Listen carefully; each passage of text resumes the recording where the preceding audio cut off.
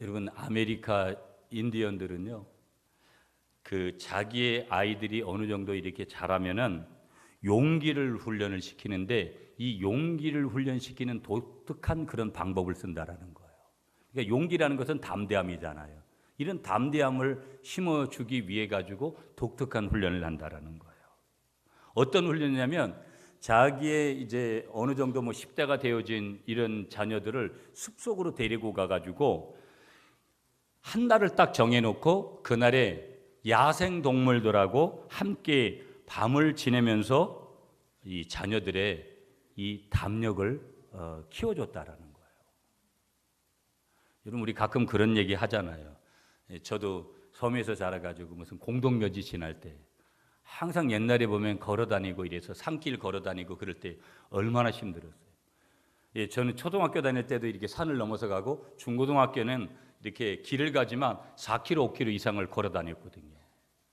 그러니까 어떤 때 친구들을 만나고 이렇게 중학교, 고등학교 때 이렇게 보면 그 산을 넘어서 올 때 보면 주위가 다 뭐예요? 우리 어른들 이미 가신 분들의 묘소잖아요. 묘가 이렇게 중간중간에 있거든요. 그러면 뒷머리가 이렇게 피식피식 쓰고 그랬던 경험이 벌써 수십 년이 흘렀지만 이런 경험들을 우리가 하잖아요.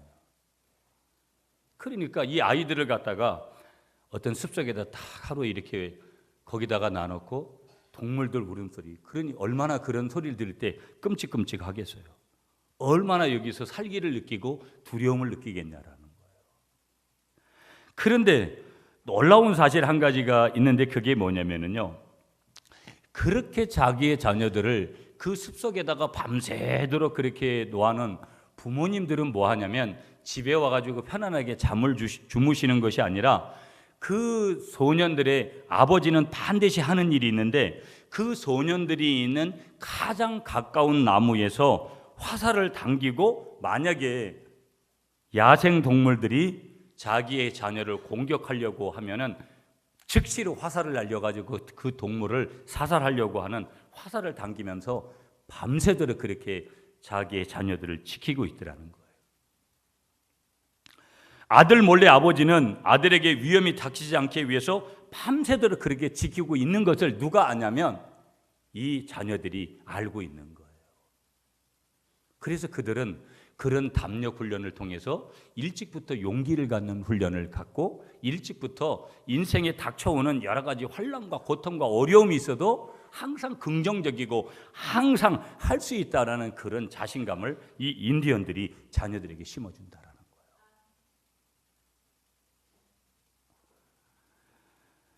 여러분, 이 아버지가 이 자녀들하고 함께 밤새도록 이 용기 훈련에 담력 훈련에 동참하듯이 오늘 우리는 이 고백을 해야 됩니다. 한번 따라 하시겠습니다. 하나님도 우리와 나와 함께 계십니다. 언제까지 계시는 거예요? 세상 끝날까지 함께 계시는 줄 믿습니다. 아멘이시죠? 이 땅에 육신을 입고 있을 때는 세상 끝날까지, 그리고 우리가 천국에 가면 영원히 그분이 우리와 함께 하시는 줄 믿습니다. 여러분, 우리가 인생을 살아가면서 세 가지 만남이 있어요. 첫 번째 만남이 뭐냐면 우리가 하나님께서 주시는 만남이기 때문에 하나님하고 만남은 가장 중요한 거지만 그거는 제외하고 우리 인생에서 하나님이 주신 세 가지의 만남이 있어요. 첫째의 만남이 뭐냐면 부모님과의 만남이죠. 부모님과의 만남 없이 이 세상에 태어난 사람은 아무도 없는 것이죠. 아멘이시죠? 두 번째 만남이 뭐냐면 스승, 멘토와의 만남. 꼭 내가 어느 대학에서 어느 선생님한테 배우지 않아도 내가 인생에서 멘토로 생각하는 분들이 있어요. 그것이 친구가 될 수도 있고 어떤 때는 후배가 될 수도 있어요, 나이로는.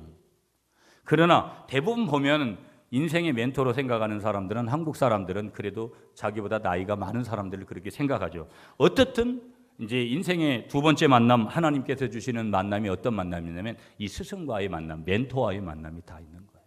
멘토가 얼마나 중요한지 몰라요. 저는 실제 사람들보다는 제가 책으로 만나는 멘토들이 훨씬 더 많습니다. 그래서 저는 어떤 저자의 책을 이렇게 구입을 하면 그 사람이 한두 권의 책을 안 사고 그 사람이 쓴 책은 웬만하면 다 사는 거예요. 왜 그러냐면 적어도 제가 목회를 하는데 인생에서 신앙생활에서 그냥 멘토로 삼고 싶은 거니까. 그게 이제 국내에 있는 분도 있고 국외에 있는 분도 있고 그 사람은 저를 알지도 못하는 사람도 있고 내가 그분을 알지 못하는 사람도 있어요. 그럼 책으로 만나면서 그를 멘토로 생각하는 거예요. 세 번째 하나님께서 주신 만남이 뭐냐면 배우자와의 만남이에요. 여러분 세상에 하고 많은 남자 중에 왜 하필 이 남자를 만났을까요? 세상에 그렇게 아름답고 이쁜 여자들이 많은데 하필 왜 이 여자를 만났을까요? 참 어떤 때 보면 후회가 될 때도 있죠.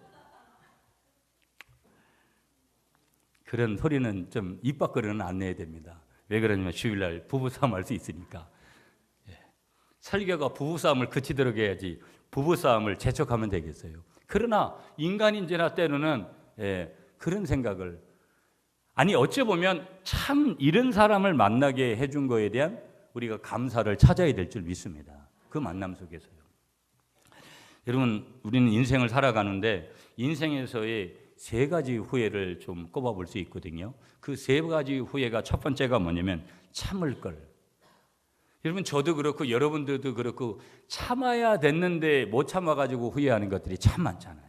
직장에서든 뭐 가정에서든 교회에서든 뭐 내가 알고 있는 지인들하고 관계에서든 그 인생에서의 세 가지 후회 중에 첫 번째가 뭐냐면 참을 걸. 한번 따라하겠습니다. 참을 걸. 두 번째 후회가 뭐냐면 즐길 걸. 한번 따라하세요. 즐길 걸. 여러분 저는 늘 그런 말씀을 많이 들어요. 좋은 타도 타보시고요. 좋은 옷도 입어보시고요. 좋은 음식도 입어보시고요. 입는 게 아니라 먹어보시고요. 그 다음에 여행도 많이 가보시고요. 웬만하면 빚내서도 가세요. 그러면 나머지는 뭐 하나님이 책임지시겠죠. 이 땅에서 내가 빚져놓고 못 갚고 가면 자식들이 갚든지 하나님이 갚든지 뭐 알아서 하실 것 아니겠어요? 이 얘기의 골자는 이런 거예요. 그만큼 즐기는 것도 중요한 것이다. 이게 세상 사람들이 여러분 말하는 표현이지만 이걸 우리는 좀 복음적인 용어로 바꾸면 그 용어가 뭐냐면 누림이라는 단어거든요. 우리는 항상 교회 오면 뭐 헌금 내라 그런다, 뭐 봉사하라 그런다, 전도하라 그런다. 의무감만 너무 찬 거예요. 의무감도 있지만 하나님은 오늘 우리에게 얼마나 귀중한 것들을 많이 주셨는지 몰라요. 아멘이십니까? 그걸 즐기라는 거예요. 이 땅에 사는 동안에 즐겨야지 이 땅이 끝나면 끝나는 게 많다 이 말이에요. 아멘이십니까?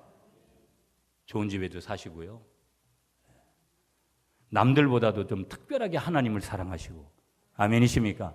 이게 신앙의 야성이라는 건데요. 교회가 되는 교회들은 성도들에게 이런 신앙의 야성이 있어요. 뭘 하더라도 쪼잔하지 않고 담대하고. 여러분 이렇게 살아가시기 바랍니다. 세상은 계속해서 우리를 불안하게 만드는 거예요. 정치, 경제, 사회, 문화 치고 여러분 이 나라가 편하게 모든 것이 잘 될 것이라고 우리에게 미래지향적으로 그렇게 얘기해 주던가요? 안 그렇습니다. 모든 것이 한치 앞에 어떻게 될지 모르는 세상이 있어요. 그래도 끔찍하지 않아야 될 것은 뭐냐면 우리 주님이 나의 등 뒤에 계시기 때문이라는 거예요. 두 번째 후회를 뭐냐면 즐길 걸. 그러니까 맛있는 음식도 가족들하고 그리고 가족들하고만 드시지 마시고 항상 교회 식구들하고 그리고 저한테도 초대하면 언제든지 갈게요. 저는 먹는 걸 좋아하잖아요. 세 번째 후회가 뭐냐면 한번 따라하세요 여러분. 베풀 걸. 이게 참 중요해요. 내가 막 먹고 마시고 즐기는 것도 중요한데 남한테 이렇게 베푸는 것. 여러분 저는 늘 자랑하려고 하는 것이 아니라 저희도 교회가 베풀려고 사니까 어려워요. 솔직히 저희들 것만 생각하고 그러면 어려울 것도 없어요 교회가. 근데 저희 교회가 왜 어렵게 사냐면 그렇게 선교할 필요도 없고 그렇게 뭐 다른 데 이렇게 돕고 그래야 될 필요가 없거든요. 그러면 저도 목회하기가 수월하고 그래요. 그게 하나님의 방법이 아니라면 저도 그렇게 하고 싶지가 않아요. 그런데 주님은 뭐라 그래요? 주는 자가 복되다고 말씀하신 줄 믿습니다. 이게 굉장히 중요해요. 주는 자가 복된 거예요. 무엇이든지 내가 주려고 하는 교회도요. 어떤 교회가 은혜스럽냐면 내가 뭐든지 생기면 성도들하고 나누고 싶은 거예요. 여러분 오늘도 이제 세 가정에서 섬김을 해요. 식탁 공동체가. 거기에는 사연이 다 있습니다. 생일 맞이해서 범사에 감사해서 또 어머니 장례로 세 가정에서 오늘 섬기는데 아름답죠. 교회가 이런 구조가 되면 은혜스럽지 말라 그래도 은혜스러운 거예요. 내가 뭐라도 생기면 우리 교인들하고 함께 해야 된다고. 많은 사람들이 가정에서 끝나잖아요. 내 식구들 챙기는 데서는 잘하는데 그다음에 교회 와서는 잘 안 하죠. 그래도 저희 교회는 굉장히 나은 것 같아요. 제가 이렇게 교회들 다녀봐도 저희 교회는 섬김이 그래도 훨씬 잘하는 편이에요. 세 가지 인생에서 후회를 남기지 말아야 돼요, 여러분. 첫 번째 뭐라 그랬어요? 참을 걸. 두 번째 뭐라 그랬어요? 즐길 걸. 주일까지 즐기면 안 돼요, 여러분. 주일은 구별을 해야죠. 놀러 가고 싶어도. 세 번째 뭐라고요? 베풀 걸. 한 가지만 더 나누고 싶어요, 여러분. 우리가 인생에서 살아가는데 가장 가치 있는 세 가지를 여러분하고 나누고 싶거든요. 인생에서 가장 가치 있는 세 가지. 첫 번째가 뭐냐면 내가 사랑받고 사랑하는 거예요. 아멘이십니까? 주님의 사랑을 받아보지 못한 사람은 절대 사랑하지 않아요. 주님을 사랑하지 않습니다. 주님의 사랑을 아는 사람만이, 받아본 사람만이 다른 사람을 사랑해요. 여러분, 우리는 어릴 때 특히 여자들은 딸만 있는 집에서 자란 분들은 얼마나 여러분 천덕꾸러기 신세로 그렇게 자란지 몰라요. 남아 선호 사상이 우리나라만치 심한 나라가 어디 있어요? 유대인들도 그랬거든요. 기독교의 사랑은 서로 사랑이거든요. 목사도 여러분을 사랑하고 여러분들도 목사를 사랑하면 그 교회는 돼요. 아멘이십니까? 그러면 또 성도는 성도끼리 사랑하는 거예요. 우리는 왜 힘들어요, 여러분? 교회 오면 나는 좀 내가 뭔가를 섬겼다고 생각을 하는데 무언가 내가 섬김을 받지 않았다고 느낄 때, 무언가가 빠져나갔다고 생각하고 부족함을 느낄 때 그때 사람이 참 서운해지는 거거든요. 부부관계도 마찬가지인 거예요. 부부도 서로 사랑하는 것이지 짝사랑 해보신 분들 있잖아요. 저는 한 번도 짝사랑을 해본 적이 없는데 짝사랑은 너무 힘든 거예요. 그런 사랑은 출발도 하지 마세요. 아멘이십니까? 너무 힘든 거예요. 상처를 줄 수도 있고. 인생에서 가장 가치 있는 게 뭐라고요? 사랑하는 거예요. 사랑을 받는 거고. 두 번째 뭐냐? 자신감이에요. 한번 따라하세요. 자신감. 여러분, 내가 못 배웠어요. 가진 것도 없어요. 뭐 백도 없어요, 별로. 그래도 상관없어요. 여러분, 제가 늘 말씀드렸잖아요. 전국에 가보세요. 대단한 목사들이 많습니다. 설교도 잘하고 박학다식하고. 저만 잘생긴 줄 알았는데 저보다도 훨씬 잘생긴 사람들이 많고, 백도 인간적인 백이 많은 사람들도 많고. 근데 저는 그런 거에 대해서 하나님이 전국을 다니면서 저에게 준 게 뭔 줄 아세요? 자신감이에요. 자신감. 당신은 당신이지 뭐 나는 난데. 당신이 하나님을 얼마나 사랑하는지 모르지만 나도 당신 이상으로 주님 사랑받고 있어.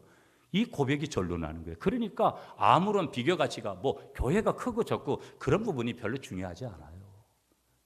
저도 사실은 인간적으로는 교회에 대한 욕심이 엄청난 사람입니다. 하나님 앞에 한번 크게 쓰임 받고 싶은 사람이거든요. 아멘이십니까? 여러분도 마찬가지지 아니겠어요? 매사가 안 돼도 자신감을 가지세요, 여러분. 아멘이시죠? 돈이 없어도 반드시 여러분의 통장에 하나님이 반드시 여러분이 놀랄 만큼 깜짝 놀랄 그런 물질을 주실 날이 오시는 거예요. 다만 하나님의 방법대로만 사시면 되는 거예요. 아멘이시죠? 세 번째 가치 있는 삶을 살아가는데 가장 가치 있는 게 뭐냐면 긍정적인 사고예요. 조엘 오스틴이라는 목사님이 쓴 긍정의 힘이라는 책이 있는데 이게 조금 복음적이지 못하다 그런 내용도 있지만 그건 굉장히 좋은 거예요. 복음을 뼈대로 삼고 우리가 늘 긍정적으로 생각하는 거. 한번 따라하겠습니다. 그리스도인은 200% 이상 긍정적이어야 됩니다. 안 되는 게 있죠. 그냥 이런 거 이렇게 안 된다. 비판도 할 수 있어야 됩니다, 때로는. 그렇지만 그런 비판의 요소를 계속 가지고 있으면 결국은 그게 내게 뭐가 되냐면 불신앙이 돼버리는 거예요. 오늘 첫 번째로 예화를 말씀드렸던 내용의 골자가 뭐냐면 한번 따라하겠습니다. 나는 결코 혼자가 아닙니다. 아멘이십니까? 그래서 이제 지금 누구와 함께 하고 있느냐 이걸 질문하는 거예요. 오늘 설교가. 제가 제목을 그렇게 잡은 거예요. 자, 오늘 본문으로 돌아가 볼게요. 자, 오늘 본문 1절을 읽겠습니다. 자, 요나서 3장 1절입니다. 3장 1절 여러분이 읽어주십시오. 시작.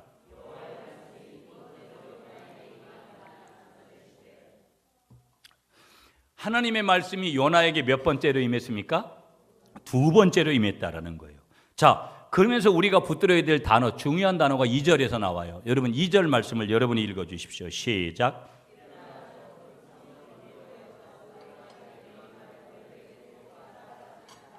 아멘. 여기 2절에서 중요한 단어들을 보세요. 첫째는 일어나라는 거예요. 이사야 60장에도 말씀하시죠. 일어나 빛을 발해라. 우리는 어둠의 자녀들이 아니라 우리는 빛의 자녀인 줄 믿습니다. 그래서 빛의 자녀도 넘어지는 거예요.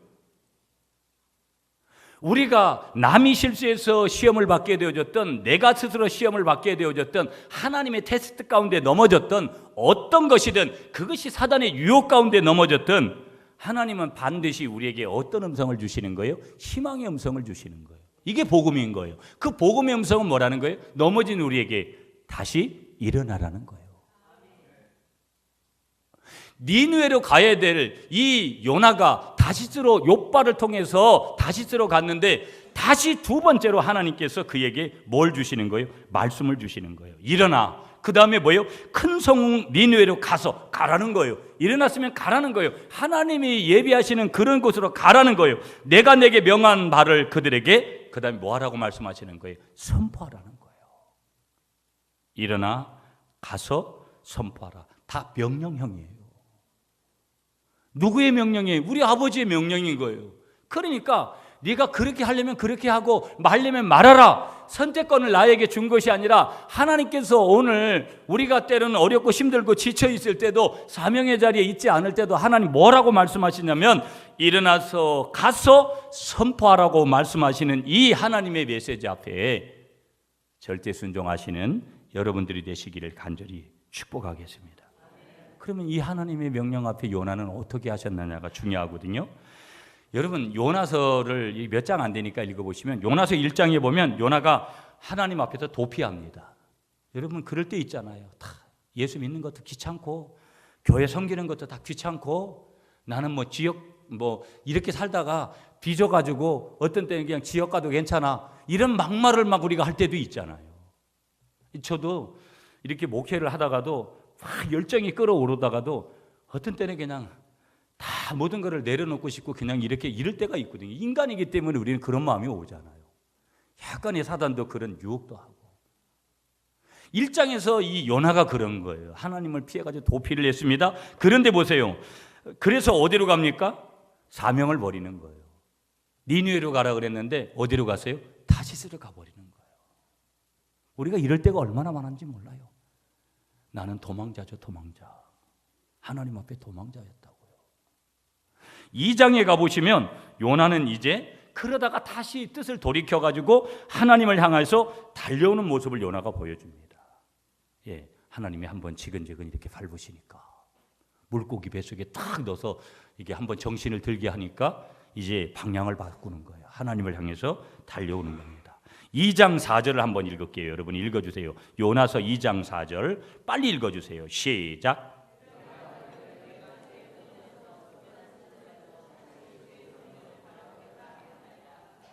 거기 단어 하나를 붙으셔야 되는데 그 단어가 뭐냐면 다시라는 단어가 중요해요.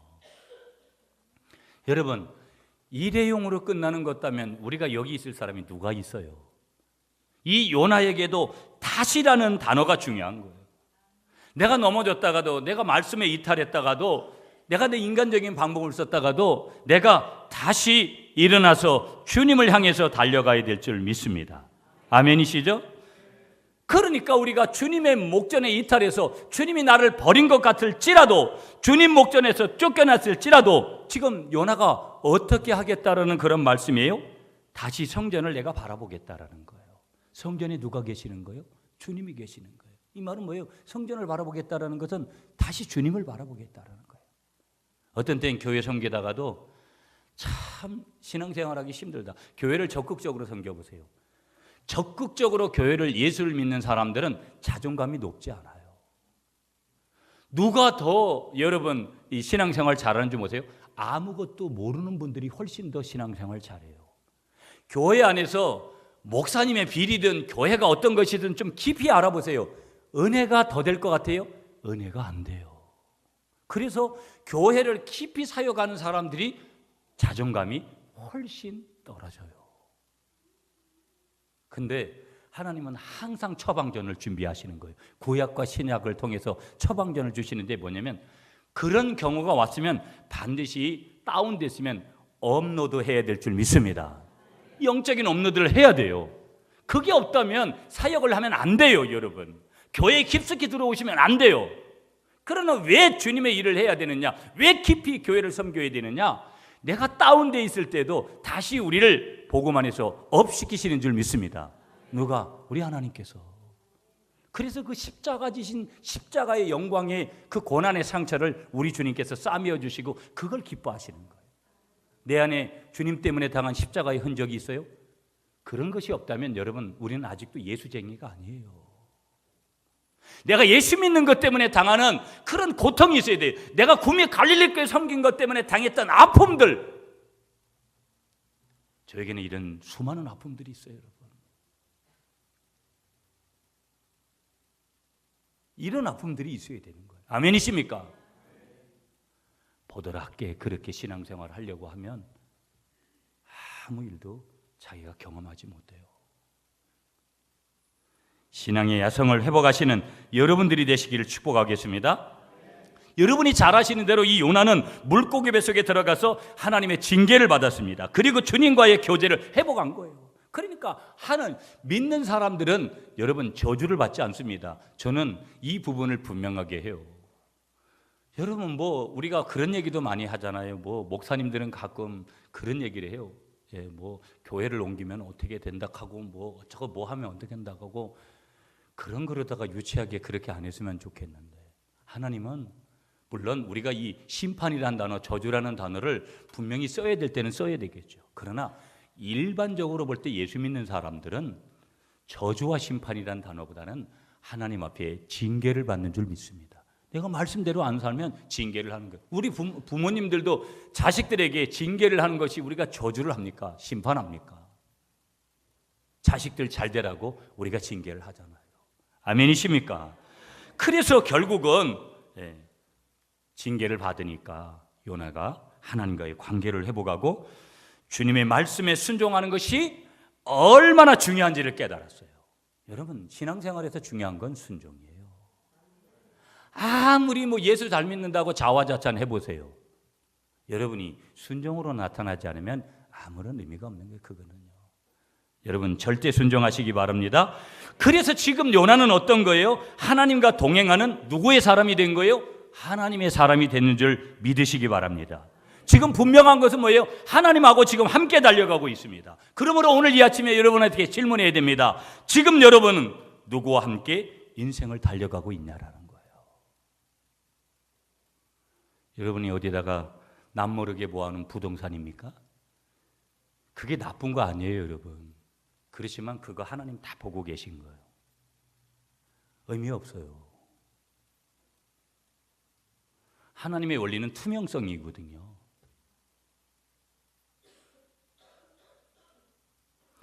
내가 모든 것이 부족해도 지금 주님과 함께라면 여러분이 가장 복 있는 사람인 줄 믿으시기 바랍니다. 3절을 읽겠습니다. 여러분 3절 말씀 시작.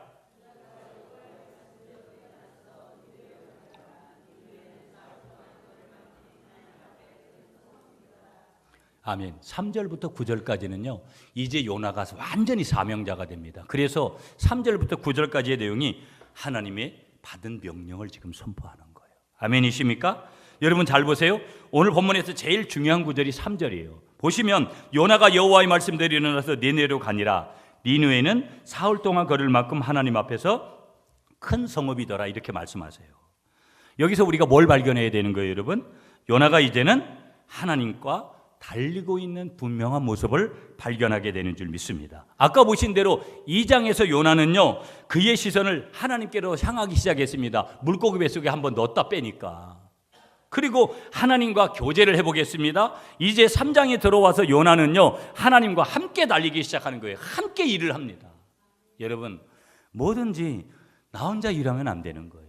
사람도 여러분 연합이 얼마나 중요하고, 기도도 연합이 얼마나 중요하고, 그런데 거기다가 사람끼리만이 아니라 하나님의 일은 하나님과 함께 일할 때 복이 임하는 줄 믿습니다. 여러분 1장 2절을 읽어주세요. 1장 2절로 가셔서 1장 2절. 빨리 읽으셔야 돼. 시간이 없어가지고 1장 2절 시작.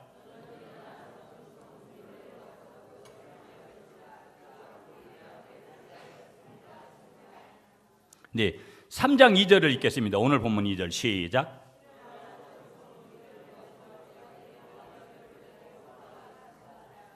아멘. 우린 여기서 1장 2절과 3장 2절에서 똑같은 말씀이 발견되고 있다는 것을 봐요. 그게 뭐냐면 하나님은 불순종한 요나에게 한 번 더 말씀하십니다. 한 번 더 말씀을 주세요. 이게 뭐냐면 한번 따라하겠습니다. 다시 주시는 은혜의 기회.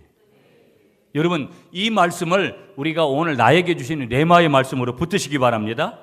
그러니까 하나님은 한 번만 말씀하시고 그것으로 포기하시지 않은 거예요. 어떻게 하신 거예요? 두 번째 기회를 주시는 하나님 앞에 오늘 이 아침에 감사하시는 여러분이 되시기를 축복합니다. 한 번으로 모든 것을 끝내시지 않으시는 하나님께 우리가 감사해야 된다는 거예요. 아멘이시죠? 하나님은 오늘 나에게 한 번 더, 한 번 더, 한 번 더 이런 기회를 주시는 거예요. 그래서 오늘 우리가 여기 있는 줄 믿으시기 바랍니다. 다시 주시는 은혜의 기회. 다시 주시는 은혜의 기회. 어느 여름날이었는데요. 한 식구들이 함께 모여서 저녁 식사를 하는 자리에서 이제 손녀하고 할머니가 마주보고 앉아 있었습니다. 한참 이제 맛있게 여름밤에 이 식사를 하고 있는데 이 어린 손녀가 소리쳤습니다. 할머니, 할머니 하고 소리쳤어요. 그러니까 할머니가 막 손녀에게 갑자기 식사하다가 밥 먹다가 그러면 어른들이 별로 안 좋아하잖아요. 그러니까 막 호들갑을 떠냐고 막 뭐라 그랬어요. 그 다음에 밥 먹을 때는 갖다가 조용히 하고 호들갑 떠는 거 아니니까.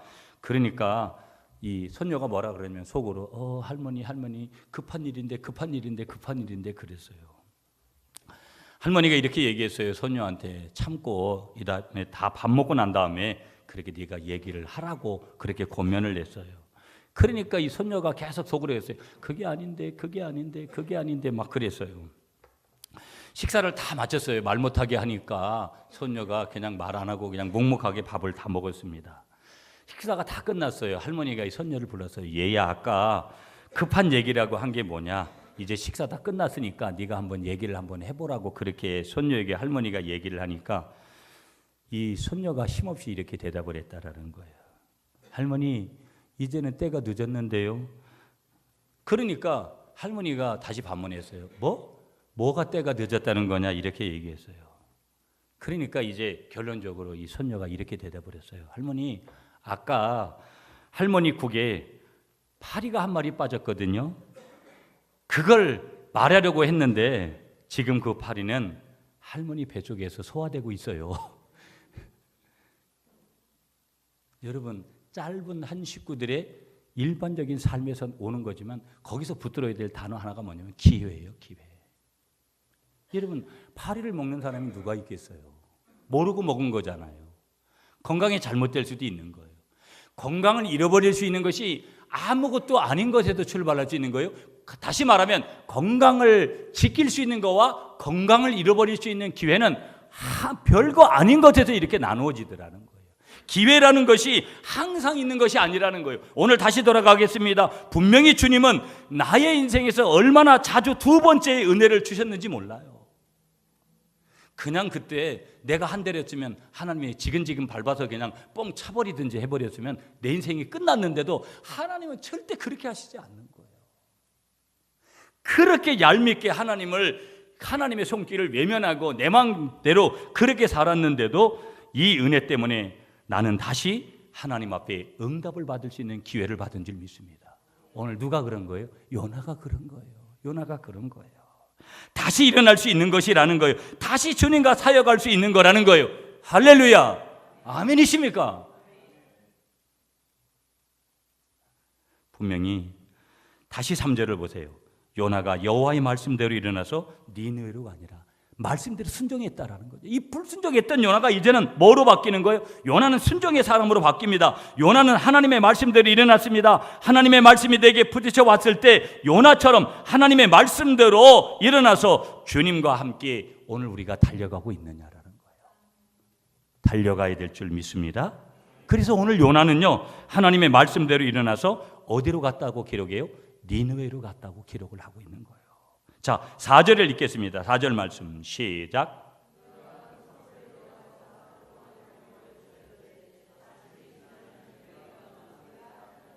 아멘. 그리고 5절을 보세요. 읽지는 않습니다. 5절에 보시면 니느웨 사람들이 금식하고 굵은 베옷을 입습니다. 이어서 6절을 보세요. 6절에 보시면 니느웨 왕이 왕복을 벗고 굵은 베옷 입고 제위에 앉아 있습니다. 이건 뭘 증명하는 거예요, 여러분? 다른 거 아니에요. 요나의 사역이 드디어 니느웨 백성뿐만 아니라 니느웨 왕까지도 회개하도록 만드신 줄 믿습니다. 아멘이십니까? 그러면서 우리는 이제 10절을 보는 거예요. 여러분 10절 마지막이죠. 이제 10절 말씀 시작.